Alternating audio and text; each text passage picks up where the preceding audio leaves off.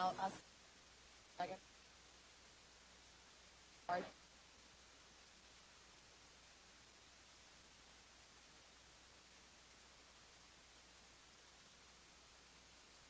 can get it or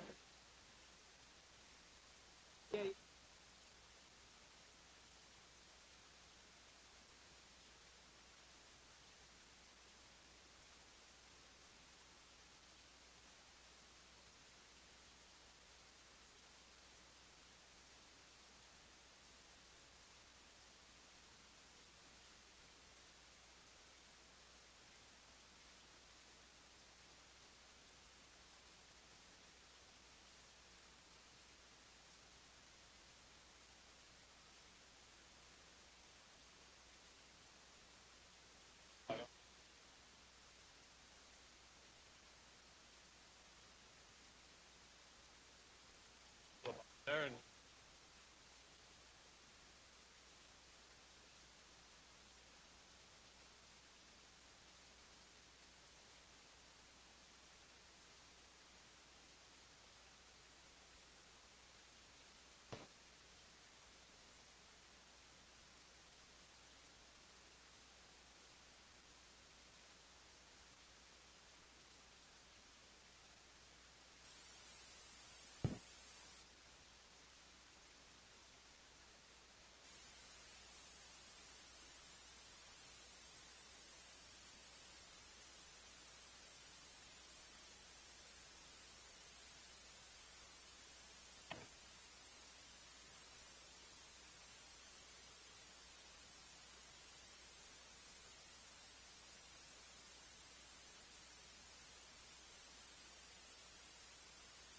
is it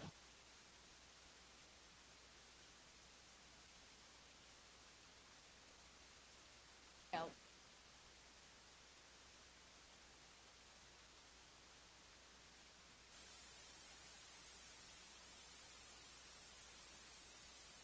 Okay.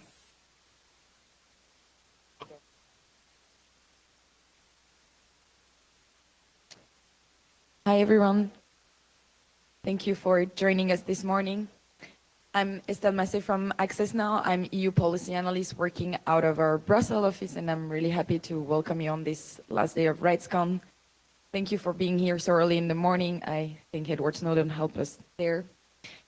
I'm not going to be speaking too long and let the talented people to my left enough time to talk to you about this very important topic that we really wanted to cover at RightsCon, the issue of migrants, refugees, and how they're affected by surveillance and what the human rights protection that should apply to them.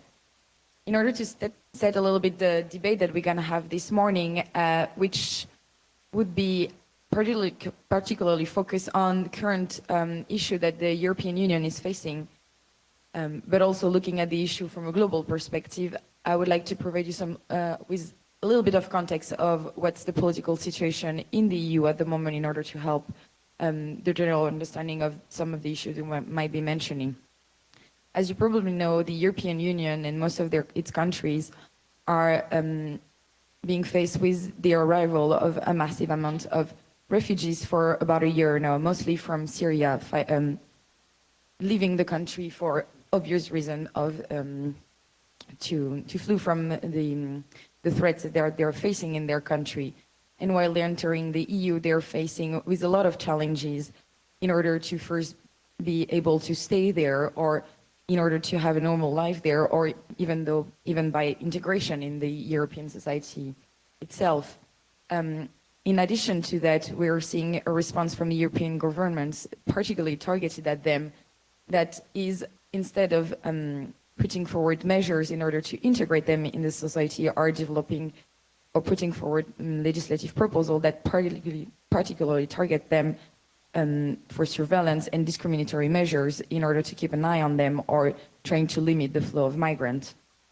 I won't go into too much detail because our panelists will provide you with a lot of exact information on what's happening. But I'll go directly to our first speaker, Dragana Kari from the Localization Lab, who will speak about the challenges that migrants and refugees face as they're entering Europe. And what can we do probably in order to help raise awareness in this situation? Yeah. Thanks, Estelle. First, to note that this is not a novel problem, that we've had an issue of refugees lacking any net of protection many times, even since the EU crisis last fall. What we have is an issue of security and protection sort of mirroring each other, that we have, by November, it was about 800,000 refugees coming from Syria, Afghanistan, Iraq, Somalia, Sudan, I think make up the majority, about 80% of the countries where the refugees are coming from. And out of that, we have no idea where people are going to.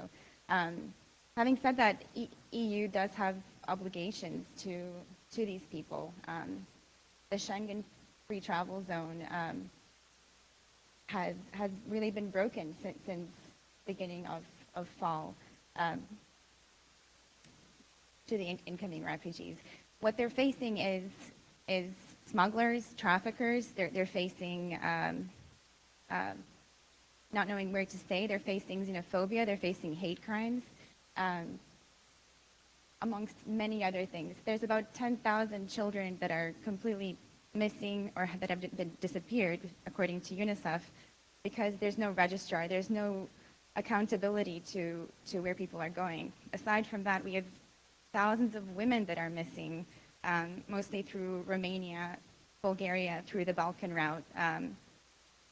UNHCR has some evidence that this is due to human trafficking, but then again, because there's no net of protection, not even community-based protection systems. We don't know where people are going, and hence comes the issue of surveillance for protection, as well as for security. Since November, of course, the attacks that happened in Paris, one of the attackers, there was what later was to be found, a fake Syrian passport found next to them, as if someone goes on an attack carrying their passport for some reason. But that is a different issue on itself. But the effects of that have been that Europe has been like, we need to increase surveillance. We need to stop the influx of refugees coming in. So it's been a lot more harsh, I think, on the refugee population since November. And of course, attacks last week in Brussels. So basically what we're facing in the EU is a flow of migrants that are going to Europe in help of a solution. They're fleeing their country because of conflict. They're going to Europe in the hope that Europe is a standard setter for human rights, has this vision that they will find peace and being able here to probably build a better future for them. They arrive in Europe and they're faced with rejection from population because of misinformation in the press on what is the intention of refugees in Europe. There is fear-mongering about the number of refugees here and their intention, and the fact that many of them might be terrorists hiding in the crowd and they might be here to destabilize our democracies. And we have this very complicated situation where many families are first risking their life to cross the Mediterranean, and if they make it alive to Europe, they are basically not welcome, and the governments are failing to respond to their human rights criteria and protect this population in need of help. And I'd like to go to Mike Posner here to explain to us what are the human rights obligation of the European countries and the human rights obligation of countries in general globally when migrants and asylum seekers are coming to your country for help.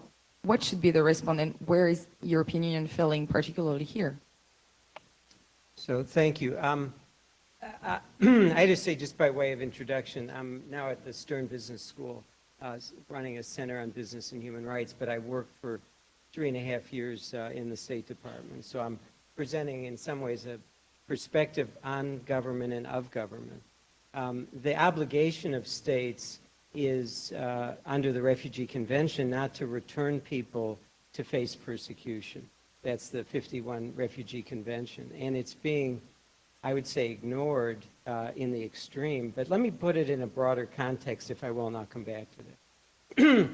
We live in a world today where there are more refugees and displaced people than any time since World War II. There's 60 million people that are either internally displaced or refugees. 40 million of them internally displaced within their own countries. 20 million of them have been forced to leave across the border. That's an extraordinary number, and it reflects the fact, one, that there's a lot of conflict in the world, but also it reflects a system that's on overload. The agencies like the UN High Commissioner's Office for Refugees is now vastly underfunded and unable to do what it's intended to do, which is to protect these people who are in extremely vulnerable circumstances. The situation of the Syrians in particular has gotten a lot of attention, but there are huge refugee populations in Afghanistan, Iraq, a range of African countries, Somalia, Nigeria, throughout West Africa. With the Syrians, there are 4 million people that have left the country, another 6 million people internally displaced. That means that 10 million people in a country with 18 million people overall are no longer at home. The neighboring countries, Turkey in particular, which has taken about 2 million of those refugees, have taken a disproportionate load in terms of burden. Lebanon, 1 million. Jordan, a country that can ill afford it, 600,000. And about 1 million of these people have gone to Europe. But the European reaction has been shockingly poor, with the exception of Germany, which has taken hundreds of thousands. About 100,000 people have now gotten asylum in Germany, but there are probably 700,000 or 800,000 people that are going to apply this year. And Chancellor Merkel, uniquely, I would say, in Europe, has said this is a responsibility we have to take seriously. It puts her in jeopardy politically. The Swedes have taken about 65,000 people, but after that it drops off dramatically. And the Swedish government is in trouble now because they've taken these people. I just want to give you a little flavor. So, you know, the Europeans, both the French and the British, have taken 7,000 refugees. The French have said, we'll take 12,000 over the next 2 years. The British have said they'll take 20,000 over 5 years. These numbers are vastly inadequate given the size and scope of the problem. But here's the U.S. number. We live in the United States, a country that has a rich tradition of taking refugees. We've taken a grand total of 1,500 Syrian refugees. 1,500 over the last 5 years. In 2011, we took 25. In 2012, we took 47. Not 1,000, 47 refugees from Syria. Last year, it went up to 1,500. The president has said we're going to take 10,000 refugees in the coming year, but there is absolutely no way that's going to happen. Government's not prepared to do that. There's no system in place. It takes 2 years to go through the government processing. So as somebody who worked in government, and as I watch what's happening, to me it's absolutely shocking, and there is almost no political discussion about it. On the Democratic or the Republican side in our political campaign, except, of course, the politics of fear. And so I just want to say a word about that. What's happening here is that the dominant discussion is about security and the threat of ISIS and the threat that terrorists are going to come into Europe or come into the United States.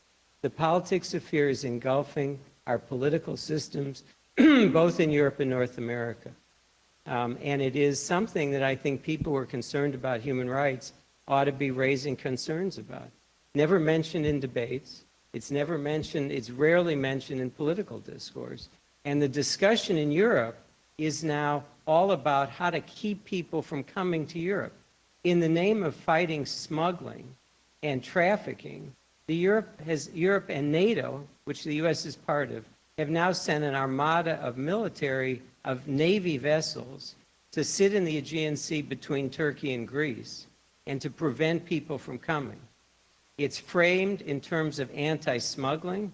It's anti-refugee. I worked 30-some years ago on trying to stop Haitian interdiction in the Caribbean. The United States stopped Haitian refugees from coming to Florida. In the 70s, the Malaysians stopped Indo-Chinese refugees from coming to their shores. This is the third generation of interdiction, interception, and it's being framed in terms of refugee protection by virtue of preventing smuggling. So coming back to your question, I'm sorry to have gone off track, but governments have an obligation here not to return people to face persecution based on race, religion, nationality, political opposition. There are literally millions of people whose lives now in the world and in Syria in particular, and have left Syria, whose lives are now at risk. And it is an affirmative obligation of all of our governments, Western governments, U.S., Canada, and the European states in particular, to take that responsibility seriously. Actually, can I respond to that? Well, a couple of notes. Since, while this is true that Chancellor Merkel has had a very, very flexible, I think, policy towards refugees, Germany was the first country to close its borders on September 13th, quoting, or rather noting, unmitigated and erratic influx of refugees coming in, followed by, a month later, by Austria and another 6 EU, or what are Schengen travel zone countries. So I was wondering how you would, and another question to that, sorry. As somebody who's gone through the refugee process in America myself, actually 20 years ago this week,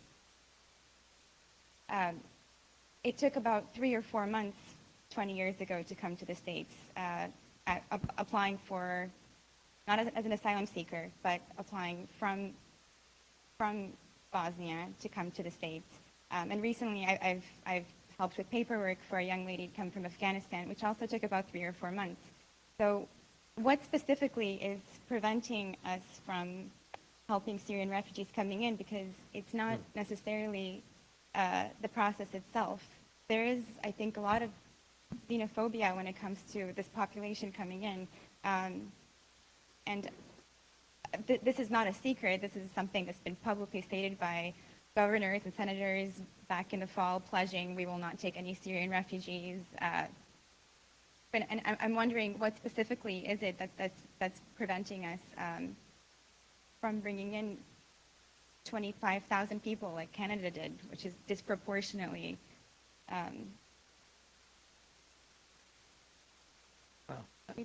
Yeah.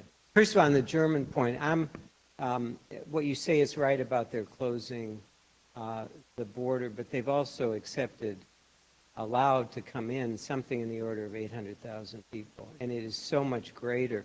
You know, Germany and France are next door to each other. They're more or less the same size. Germany a little bit bigger, but Germany's taken 800,000 and France has taken 7,000. You know, where are the Danes? Where are the Dutch? Where's the rest of Europe? Where's the UK? So I'm sympathetic to the notion that everybody ought to be opening their borders, but I think Germany and Sweden have really distinguished themselves, and other European countries are completely paralyzed on these issues and are totally in a defensive mode. The issue of why it takes so long and why the system isn't working, it's totally right now. I mean, I worked in the government and I've worked on refugee issues for a lot of years. The system is not designed now to expedite or really to deal in a serious way with Syrians coming to the United States. The presumption has been that they're not going to come. This is a European problem and a Middle East problem. And so it's totally, there's no mechanism in place. Years ago, we let in close to 1 million Indo-Chinese. We let in 800,000 Soviet Jews. We let in close to 1 million Cubans. We did it because somebody made a political decision. These are going to be things we're going to do. We're going to set up the mechanism. The people in Homeland Security that deal with asylum questions have never been given the directive, this is a priority. We've got to figure out where and how we do it. And until that happens, even the president said we're going to take 10,000 people this year. It's not going to happen We're going to take maybe a couple of thousand, but it's going to be through a system that's basically set up to go slow, to prevent anybody that's a security risk. We should do that. But the assumption is, really, the presumption is they're not going to. How can we make it an American problem? Well, one way would be to get people in political campaigns to be talking about it. It's not an issue. It's not. Senator Sanders said several months ago, I'm not going to talk about. I'm not going to give a number because I don't know enough of the facts. What more facts do you need? There's a lot of. I just gave a lot of facts.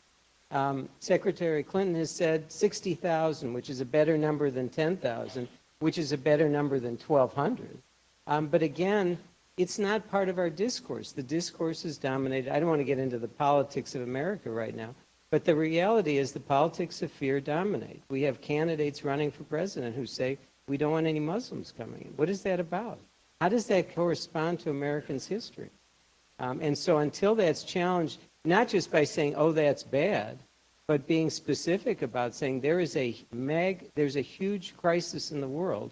Refugees are in dire straits. Europe isn't standing up as it should, and the United States needs to be a leader in this. We need to lead by example, and that's something that I think people across the political spectrum ought to be saying. That's our history, it's our tradition, it's where most of us came from. And why did it all of a sudden become the day that we decided to take 1,200 people? Beyond the numbers, one important issue also to look at is the condition of living that the countries are offering to the refugees coming in. In the case of Germany, there is a lot of centers that have been built for the refugees. Not all of them are able to be sleeping on those centers, and Germany is also an isolated case because if you have ever heard the name of the place where refugees are being put in France, it's called the jungle. And it's referred to that because they literally sleep in tents outside in the cold in the north of France where it's very there is a lot of rain. The camp has already caught fire a numerous amount of time, putting at risk the families of further dangers. In many other parts of Europe, they're literally sleeping on rail tracks or next to very dangerous facilities, or if they can, near the walls that countries like Hungary or Austria are building in order to stop the flow of migrants. And not only are the numbers that Europe is ready to accept extremely low, but also the condition where they expect refugees to live there absolutely deplorable. So the response has been incredibly poor, but also incredibly adequate also in terms of future steps. A recent summit in Brussels where we were expecting a real political response to this issue after many and many months of debates ended up with a decision to send, as it was sent in the press, send back most of these refugees back to Turkey, when most of them actually didn't either come from Turkey or didn't cross through Turkey. So I would like to turn to Denise to talk to us about the situation in Turkey and how, from the Turkish perspective, is the European discoursing and how is the Turkish government responding to that that message from the European Union of sending back the refugees to the country. Sure, thanks Estelle. I'm Deniz and I work with Access as a policy fellow and I'm a graduate student at Oxford and I'm from Turkey. So as Mike Posner was saying, there are more than 2 million refugees, mostly from Syria, that are currently in Turkey, and this number is expected to rise following the recent deal with the European Union. Actually, it's next week that Turkey is expected to receive the first wave of refugees that are returned from Greece who were denied asylum applications when they were in Greek islands or in Greece. And protests are happening as we speak in islands around Greece today against this deal and its consequences, which will be realized very soon. And there are a lot of issues with this deal, as Estelle was mentioning. There are issues of international humanitarian law, but apart from all of that, there are issues of safety, because is Turkey really a safe country of asylum when it's in itself going through a lot of issues right now, and we also have experienced a lot of terror attacks, even though they weren't reported maybe as heavily in the Western media. So today, actually, this is not my area of expertise, honestly, obviously, because I'm from Turkey. It's a part of my daily life to think about these issues. But I was doing some research, and today I found out that Amnesty International reported today on illegal deportations from Turkey to Syria, and the director for Central Asia and Europe of Amnesty International said that they are witnessing the creation of a Fortress Turkey, kind of like a copycat version of the Fortress Europe that we're seeing. And tied to that, there's like actually something very important. In Turkey, for refugees to get basic services, they need to register. And this ties to what you were speaking about in terms of not knowing where people are. In Turkey, when refugees register, they might also face, as seen in the reports published today, deportations to back to Syria. And actually, there was research done in 2013 by the Turkish Disaster and Emergency Management Authority, which found out that a third of the urban refugees in Turkey are not registered. And I take a look at the reports in more detail, but there was incidents of kidnappings for ransom among the people who especially are living in the border areas. There are around 200,000 of displaced people within the border region between Turkey and Syria. So there are a lot of issues of security, as you mentioned. And then what about the situation in Turkey for the refugees that are able to stay there or live there? As I said, registration is necessary to access hospital services, education if it's available. Obviously, Turkey is being, in a way, very like, we are welcoming refugees, and we even use the schools after the Turkish students. We have education in Arabic, for example, so there are definitely good things happening as well. But what about the issues in terms of digital rights? For example, we have mandatory SIM registration in Turkey, which means that you have to present national identification to register any SIM cards if you are a foreigner as well. First of all, this undermines anonymous communication, and I think this definitely creates discriminatory effects, because this might exclude users from having a SIM card to connect to their loved ones and say that they're safe, because it's a very hard and bureaucratic process, and foreigners are limited to having only 3 SIM cards registered on their passports if they have a passport with them. And in addition to that, there is also mobile phone registration. So let's say that you have a mobile phone that you brought with you. You have to register it by paying a fee and then also tying it to your passport number or your national ID number, which I think is a huge problem in itself in terms of using communication services to begin with. And up until a few days ago, we had no personal data protection law.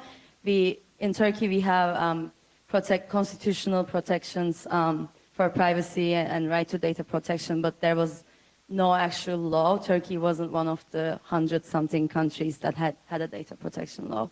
And since a few days ago, we now have one, and there will be similar mechanism similar to the EU.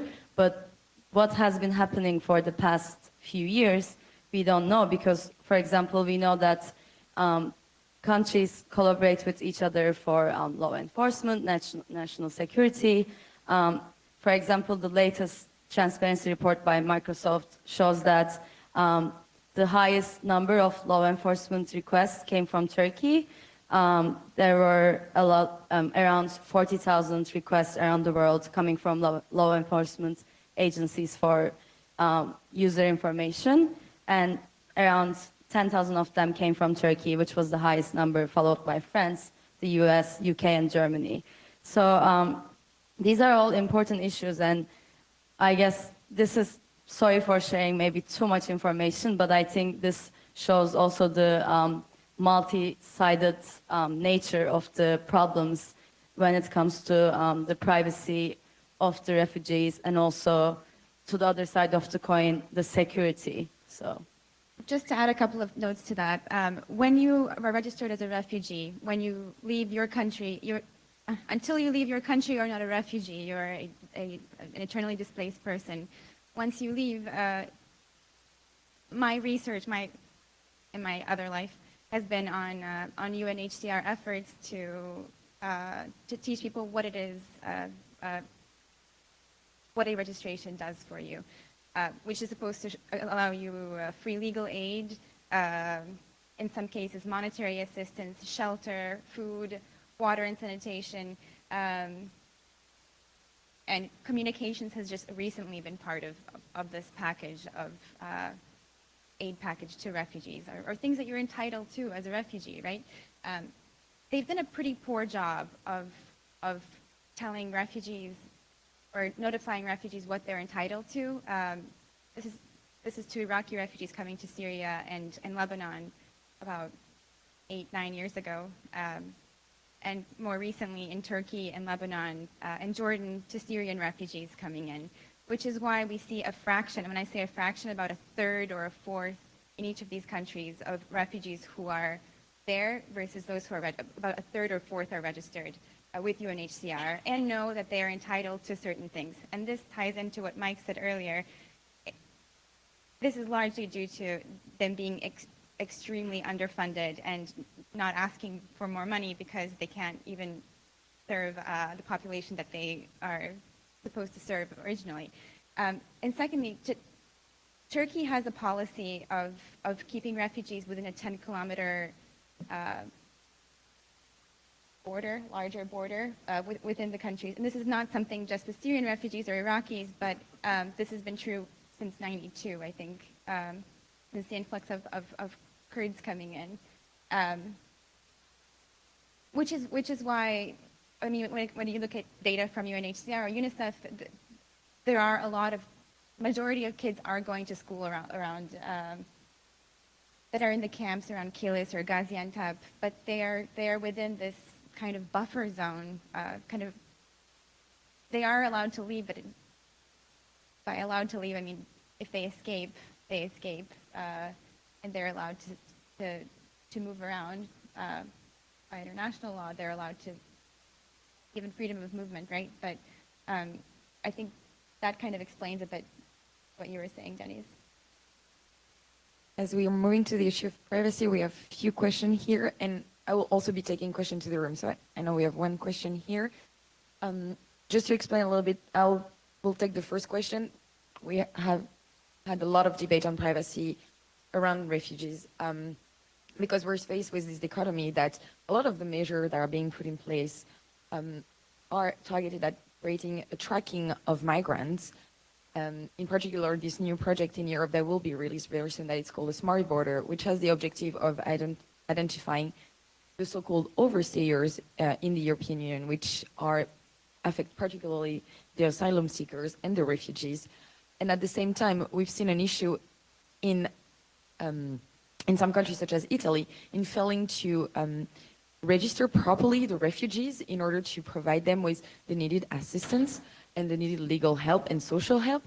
And those have led to the increase of human trafficking as well. So we're in the issue where at the same time, there is in some part, the registration process leads to a violation of privacy of the refugees, and in other part, the lack of registration put them at physical risk. So I'll be taking the first question for the panel.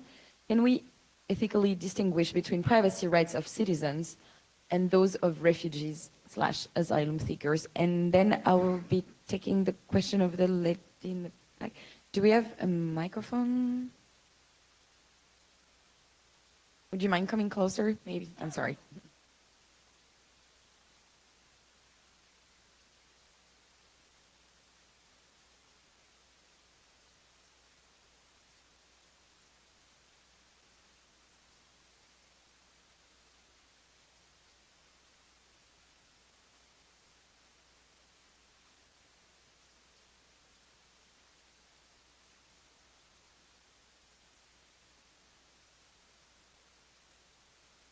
Say that again, sorry. Can you say that again? I don't think we...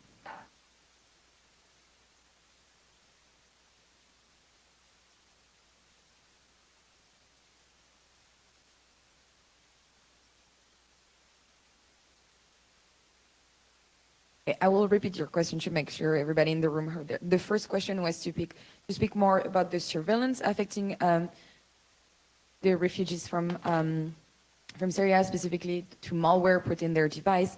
And the second question, if I got it clearly, is about specifically the protection for women, that there's been a lot of reports on the fact that there were greater protection that was needed and whether this has happened or not. So 3 questions to all of you. Do you want to start, Jagana? Can I start from the back, from this last question? I think we're talking about threats of sexual violence to women, which, yes, and not just in Germany, really all over, especially in Indo-Mani recently, where we have 10,000 people who are stuck in this sort of legal and many other kinds of limbo. There was a case recently of a young girl of 7 or 8 who was attacked, which, to bring some cultural context, this is how many other cases are not being reported. There is each sort of aid sector on water and sanitation or education is monitored by a different UN agency, and UNHCR is responsible for the protection sector, which has been failing these women greatly. Largely, I would say because there's very little, I think, legal, when somebody is in between, maybe Mike can give more context to this, someone's in between borders, there's very little legal protection that can be given there. And secondly, I think UNHCR has refused to work with this new EU deal, leaving these people to community-based protection mechanisms, which again, UNHCR is supposed to be pushing behind. So I would say nothing is being done. We're sort of having a couple of different conversations here. One is about the obligation of states to take people or to be part of a global solution in terms of people who are desperately leaving a country. And the answer is that the affirmative obligation of states is not crystal clear. They have an obligation once they're in their custody not to return them, but until people show up on their border, there's no affirmative stance that says they have to take people. Second conversation, and my point is not a legal point or a surveillance point, it's just saying that I don't think Western governments are doing enough to affirmatively accept people who are in desperate shape.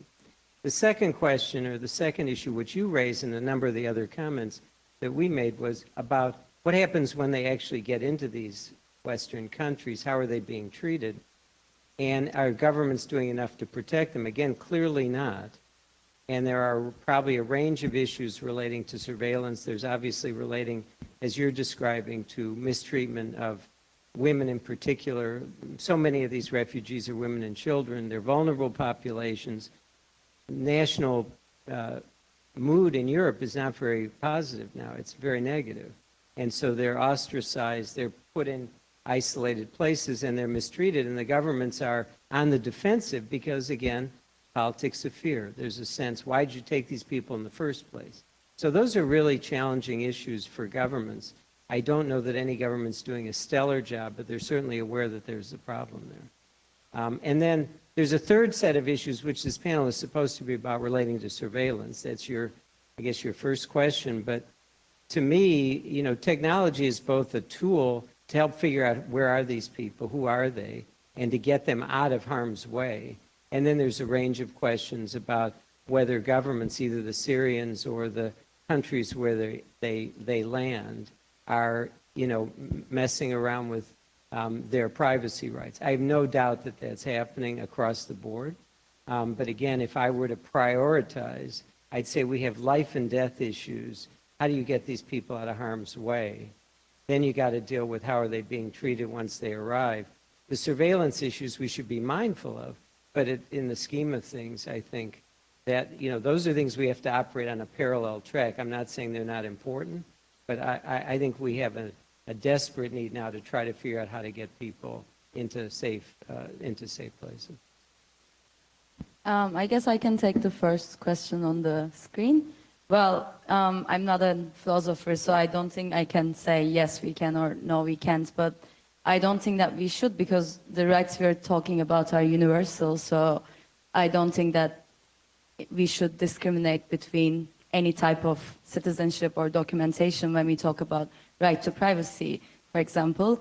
But at the same time, even though all countries have human rights commitments, when it comes to national laws, we see that there's sometimes separation between the citizens and foreign nationals, as we see, for example, in the US. So unfortunately, in practice, what we hope isn't always the reality. But would you like to also comment on that? Yes, well, I fully agree with your statement that there is no distinction for refugees or citizens. We're all entitled to a right to privacy. That's a universal right. And in the case of violation of privacy, it's wrong for a country to surveil their citizen and put them under surveillance. And it's even more problematic when you target vulnerable population that are coming to you for help, that are hoping that you will welcome them because they're fleeing a conflict that you might have something to do about also. They're coming for help. And the response you have is that first, you might move them to another country, but you will put them under surveillance. And that leads to one of the questions that has now shut up also here, where I was not aware of that, but it seems that in Germany, some refugees were interrogated by the BND, which is the German Secret Services, in exchange for refuge. And how do we feel about that? So I would like to ask the panelists about that. I think my response is fairly obvious that, of course, it's completely wrong. And if you're coming to a country for help, that's where there is an issue. We're seeing people coming for help as a threat, and that's the wrong response here. So I'd like to hear more about that. Where to go? There's a lot of missing information. Why were they interrogated? What were they interrogated about? I don't know where to start. Yeah, I mean, I don't know who asked the question, but it would be interesting to know why the intelligence service is interrogating them rather than immigration authorities. That would be one question I would ask. Certainly a government, again, wearing a government hat, government has a responsibility to ensure, protect security. That's a legitimate function. And whether it's a refugee or a permanent resident or a citizen, there's some things that government authorities can do, but under what authority is the, security service here interrogating a refugee? That seems to me like it's the wrong venue, it's the wrong people doing it. It doesn't mean that there's no right to ask the question. The next question we have also builds on the issue of privacy. It's, what is the feasibility of applying blockchain technology to offer identity confirmation to refugees without documentation? Very specific question. If there is anyone particularly in the panel who wants to. Can you give us what is the blockchain technology, and maybe give us a bit more of an explanation of the question? Well, I'm not the best person to do that because I would not be able to explain it in a way that makes complete sense because I didn't get to that. There anybody in the room to help on that?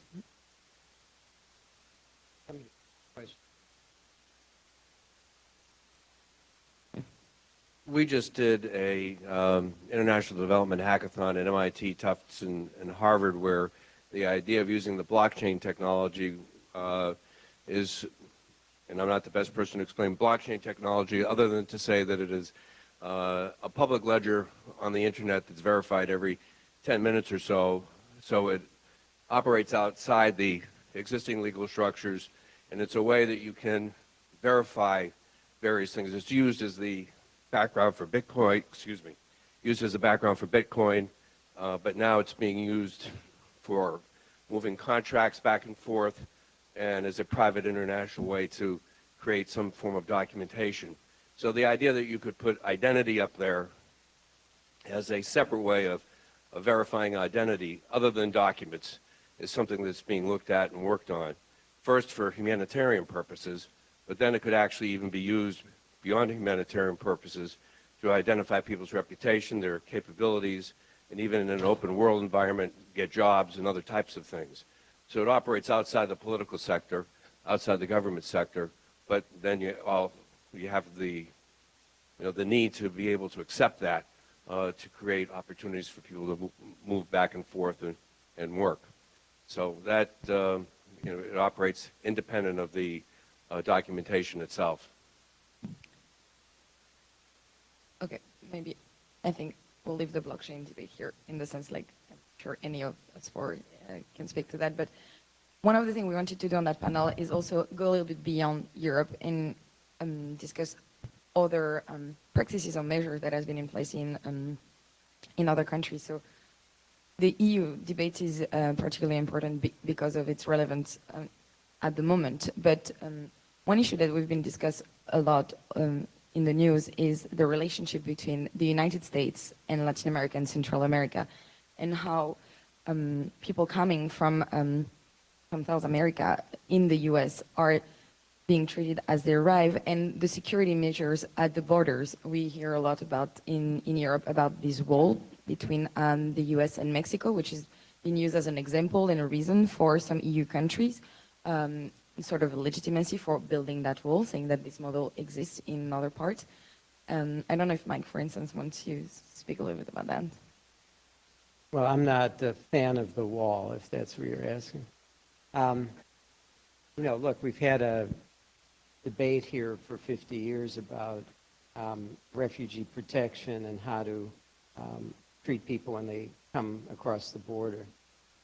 There are some particularly egregious things that have gone on in the last several years with unaccompanied minors coming from Central America who've been returned without any kind of fair process. So that's a particular issue now relating to Latin America. But I think, again, I want to come back to something I said at the beginning. I think the broader issue, both for the U.S. and Europe, is how to reaffirm and reignite a notion of a humanitarian commitment to people who are desperate. Refugees are those who have forced to leave their homes. People don't leave their homes easily. And these are people who are leaving because of political or other kinds of persecution, ethnicity, race, religion, etc. And they're in desperate conditions. And if you treat this as a national security issue, inevitably you're going to be shutting the door on the great majority of these people. And I think the anxiety, I understand the anxiety. We live in a very insecure world. And I understand why European governments and the American government and others are now saying we need to be mindful of security. We need to know who's coming in. Totally legitimate. But if that's the only focus is on national security and there is not a corresponding recognition of an affirmative humanitarian obligation, then I think the reality is what I described before, which is that there are going to be many, many desperate people who are going to be left without protection, that are going to be pushed back from Greece to Turkey, that are going to be pushed back from the neighboring countries ultimately back into war zones. I think that's an unacceptable condition. So that's what I think we need to be focused on. One of the issues that the audience seems to be interested in is the use of biometrics, which is one of the solutions that is also being explored in Europe. So we have two questions I think we can take into one. Is that there is an example in India where a law to create biometric database has been introduced. And another question raising the concern also of the ideas of using biometrics to track all refugees. Dragana, do you have anything to say on this? Well, I have a comment to say on it. When it comes to food aid, World Food Program hands out chips or these cards, and biometrics are definitely used when you need to get your monthly. It's a different amount based on how big your family is or where you are, or in Lebanon or in Turkey. So when it comes to the aid side of the conversation, biometrics are being used already. Are they being misused? it's another, I think, bigger question.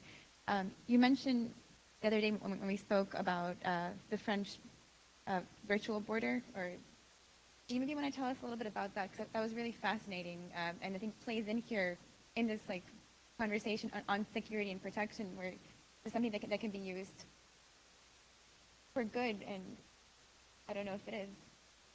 Sure.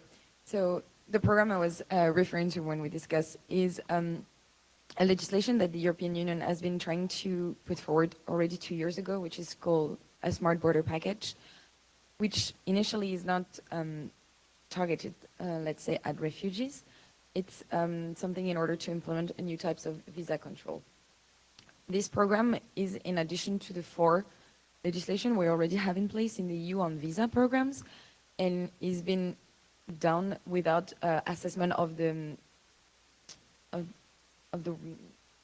current program. So it's just a new database in addition to the 4 current databases that we have, in order to collect more data, including sensitive data for the first time, and a large range of biometrics data, in order to increase the number of information. And the stated goal is first to improve the identification of travelers when entering the EU, and detect those overstayers, as I mentioned before. The proposal was made 2 years ago and sent back by both the EU member states and the European Parliament for its lack of compliance with human rights and its increased cost. It's now going to be back on the table in the next months. And while France 3 years ago was extremely opposed to that idea and to that project, in light of the attacks that France faced last year, France has now become one of the biggest proponents of that measures, and is asking actually the European Commission, who is putting forward this legislation, to go one step further and include the registration of biometrics data, which at that point we don't know whether it will be limited to fingerprints or in the facial picture and retina. It's the 3 options are being looked at, and in the proposal might include all of the 3 or one of the 3 or just 2 of them. We'll find that out in a few months. France is asking that these types of control to be extended to European citizens as well, entering and leaving the EU and traveling in the EU, as well as refugees and asylum seekers. There is, of course, a lot of privacy risk. There is a lot of tracking involved. It's basically another surveillance database on top of some measures we already have. And it also contradicts the fundamental principle of freedom of movement under Schengen that Dragana was speaking before. For those of you that are not familiar with Schengen, it's one of the agreements at European level that allow for free movement within the Schengen area. Not movement, but also this undermines potentially the right to privacy.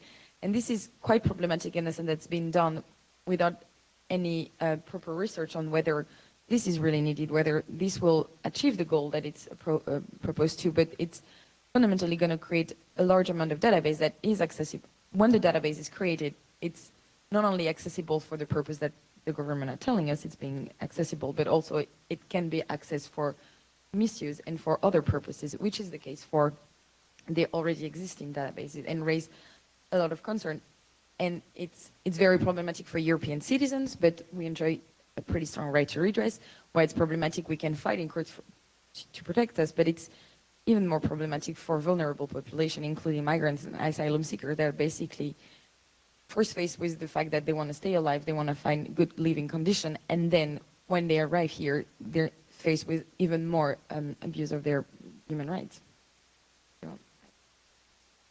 Yeah, I think biometrics is very interesting because even Facebook, for example, uses face recognition. When you upload a photo, they say, oh, is this someone, like, is this Sally or something? And I guess, for example, as a non-US passport holder, every time I enter the US, I give my fingerprints and my photo is taken.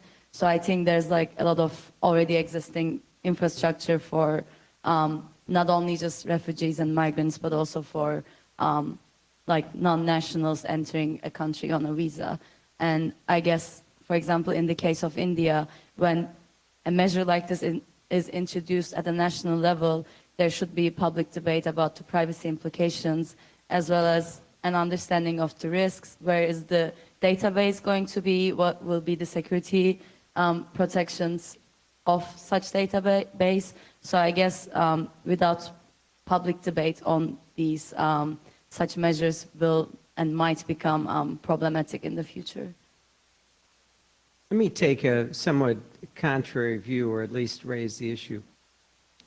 In a way, this whole conference is about the benefits of technology and the risks of technology. And of the risks often relate to privacy issues. This is an area in particular where we're dealing with people that have the least legal entitlement to rights because they're not citizens, they're not permanent residents, and they're attempting to come into countries where there's a great deal of anxiety about who they are. And so, again, this is not to say I don't have anxieties about the privacy. I do. But I think the real questions are going to be, how do you protect privacy rights in a manner that gives not only governments, but more important, their populations, a sense that the screening process for who gets in and who stays is sufficiently thorough that you prevent people coming in who are going to commit violent acts. The politics of fear is terrible. It's overblown, but it's not based on no empirical evidence. There have been attacks in Paris, in Brussels, in the United States, and elsewhere, and people are highly anxious. And so the challenge, I think, again, in this area in particular, is how do you give people confidence that their governments know enough and are making informed choices about who gets in and who stays in a way that also protects privacy. The question before about are citizens entitled to more privacy rights than refugees or asylum seekers? Well, it depends on where in the process they are, but certainly people who are out of status, who come to a country or who cross a border without status, have less legal rights. They have less of a remedy to enforce rights than people who are citizens. That having nothing to do with refugees or privacy. That's just a fact of law. And so I think we need to be aware of all of these things that are new technologies being used for, in effect, data gathering. And we need to try to figure out what are the rules in which those things don't infringe on privacy, but give governments the ability to say to their populations, these are people who we've vetted in a serious way and we are confident are really humanitarian cases, not people coming to harm us. These issues are not going to go away, and I'm afraid it's going the wrong way. Those numbers about how few are getting into the U.S. or France or in the UK, it's all about people in those countries feeling we don't feel confident that our government can keep out the people that shouldn't be here. That's the reality where we are today. Just to something that you said earlier, if I understood correctly, you were saying that certain things should be privatized, namely the livelihood, someone's safety over privacy. How can you ensure that lack of privacy is not going to lead to someone losing their life or someone being put in danger even more than they would have otherwise? The question of are some rights bigger than others is that's a whole different conversation. But in this case, I think when it comes to protection, it's such a complex issue that I'm really stunned that would be a statement. It's a good question. Again, I'm quite in favor of privacy. I think it's really important. I think when we start talking about biometrics and other things, governments are going to collect information in a variety of ways. And in fact, they ought to be able to collect information to evaluate whether somebody meets the definition of refugee and whether or not they are a risk to the society. Those are legitimate functions of government. The question of how they collect that information and what the privacy protections are is a fair question. I don't want to see governments run roughshod. And I think the pendulum has gone so far to the other direction that governments are saying we want a lot of information and we're not actually going to protect people. So we're not going to take people, and we want the information. We're in the worst place we could be right now. All I'm saying is that I don't think we can say to governments, you're not entitled to have any information about who these people are, or you have to constrain the ways you collect that information in a way that's going to get them to say, all right, then we're just not going to take anybody. That's where we are today. Lots of governments are saying, basically, we'd rather not engage than take these people, and so they don't even allow anybody in. That's really the worst of all worlds to me. Sorry. Agreed. That's also not, to what I was saying earlier, this is also not a novel case that countries like Denmark that have multiple times published an ad in Lebanese newspaper telling Syrian refugees, don't come to Denmark. Or every country, this is, again, sorry, with Turkey also and the border, these are policies that keep showing up over and over again, and we keep saying, oh my God, I can't believe that Hungary is closing their borders. They've done it before too. But I think the issue is how do we break that paradigm? To build on that and on two questions that we have on the screen, a lot of the discussion we had and a lot of justification for government for asking for more data were the recent terrorist attack. But we also know that all of the attackers were known by at least one intelligence authority. And one of the big failure of the intelligence authority there were to share the information with law enforcement or with the correct country. So instead of collecting more data about refugees and putting all the refugees into suspicion, isn't the issue of using better the data that we already have instead of asking more sensitive information? What are we talking about here exactly? The attackers were coming from Belgium and France, is that right? They were not coming from Syria or any of the other refugee countries. So just to be clear.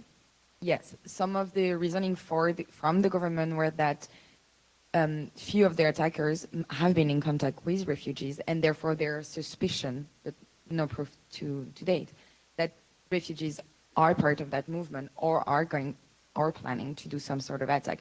But that's one of the reasoning behind the issue of asking for more information. But why are we in this situation if, as you said, the attackers were Belgian and French, or if the information about them was already known? Why is more data going to make us safer?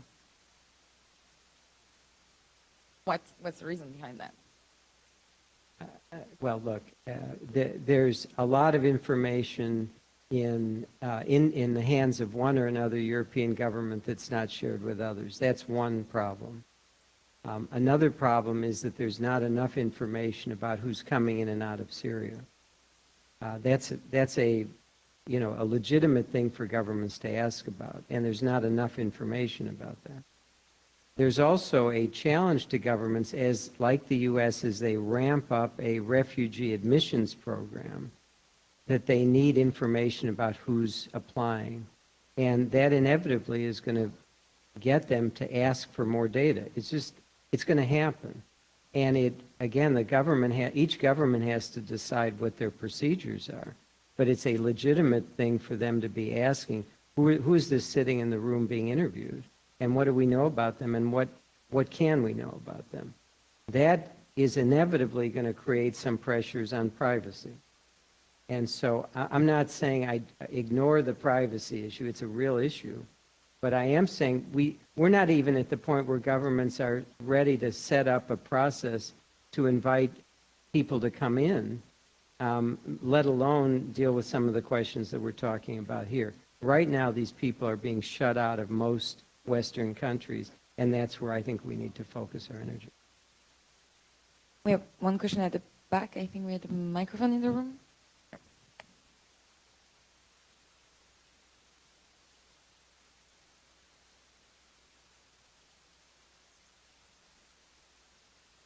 Thank you. I just wanted to weigh in very quickly on the biometrics debate. So I've spent several decades researching this, including a year on the ground in India at the very beginning of the Aadhaar. I need to make it very clear that This is not a theoretical debate at this point. The UN High Commission already tracks all refugees with biometric scans. They have a set of voluntary rules and principles that they use for this. But let's be very, very clear. Many of the countries that are installing biometric databases for refugees in particular are not doing so for their own population. Meanwhile, there are no protection laws regarding how that database is going to be used in the future. So basic fair information principles are not being applied. This is the concern. And it's not about privacy. It's actually about something further down the road, which is autonomy for these individuals. So once these databases are created, once this data is collected, that is going to follow these individuals, because I have not seen a single country at all, and I've looked and discussed this with the folks who are doing this, these programs. I've never heard of these databases shedding data. If you have, please let me know. I would like to include that on our documentation of this issue. But once the data is collected, it doesn't go away. It does follow the individuals. So 20 years henceforth, you end up with a society where there are really dual standards for people who have then become citizens. So that's a really long-term problem that needs to be addressed at the beginning of this, especially new era with a refugee crisis. Can I ask you, have you found any government that's seriously looking at that question and thinking about standards for deleting or, taking the information offline? The World Bank is doing a lot of work in Africa right now with a number of world-leading biometrics experts. So, for example, Chad is looking at these kinds of considerations. There are a couple of other countries in Africa that are doing it. Now, the reason they're doing it is because years ago, the UN donated voter ID equipment to a number of developing countries. That equipment was then turned around by certain government officials and made mandatory biometric IDs for the country with no data protection. And then people of various ethnicities were rounded up and treated unfairly because they had a beautiful targeting system for themselves. So some very concerned biometric experts went to the World Bank with a proposal to go into, especially the OECD nations within Africa, and say, okay, look, what can we do to correct this terrible imbalance and then to push the ball forward? So there, surprisingly enough, in Africa, that is where the most advanced discussions are taking place today. And UNHCR? Excuse me? Is UNHCR Yes. paying attention to this? Well, they're in the discussions, but they tend to be a bit quiet on all of these topics. To date, it's very, very difficult. I have never personally been able to get a full copy of all their rules and regulations for how they're doing, how they're effectuating the biometric database for refugees. But I do know that they did work with a group called Privacy International quite some time ago to write those rules, but it was not an open process. The process was still closed. There should have been many more organizations collaborating on those rules. It should still be subject to debate and revision with a lot of eyes on it. So we have a lot of questions about the UN right now. Let me comment on something that you sort of touched on. UNHCR, one of the kind of emerging roles that it's playing is taking charge of IDP camps, which traditionally it has not been part of their mandate, being refugees, right? So in Syria, they are in charge of organizing and monitoring the IDP camps around Tartus, Latakia, and Homs, taking names, age, location, I mean, all the information you can think of people who have come from the north or from Dara or from Ghouta to live in these IDP camps, which are former schools or shelters. That data is on a computer with no password that is completely available to anybody from the regime, anybody who, you don't even hack into it. You can literally just go to the computer and look at all of this data. Can you imagine what kind of a catastrophe that is like waiting to happen? UNHCR really needs to step up and understand what kind of, that we're living in 2016, that we're putting people into tremendous danger. This is not just price, this is direct physical danger that we're putting people into. And UNHCR is not a country. They're not. They don't owe anybody anything. Their boss is UNHCR. I couldn't agree more. And we found the exact same practices. There was one particular case in a country where it was a very brutal regime, and they had a server that was accessed by the opposition, and it was just devastating for families of refugees who were still within the, outside of the political line. So that is a continuing problem. And what we found just from working in the field is that it's very, very spotty. Some people are really good. They'll encrypt end to end. They'll take a lot of good countermeasures and put in a lot of hurdles. But there are way too many lapses out in the field, just as you have discussed. We've not found anything that is at all even looking like a full-scale effort to teach everyone what modern practices are. I think this is fixable, though, what you've discussed. I agree with you, but it's fixable somehow.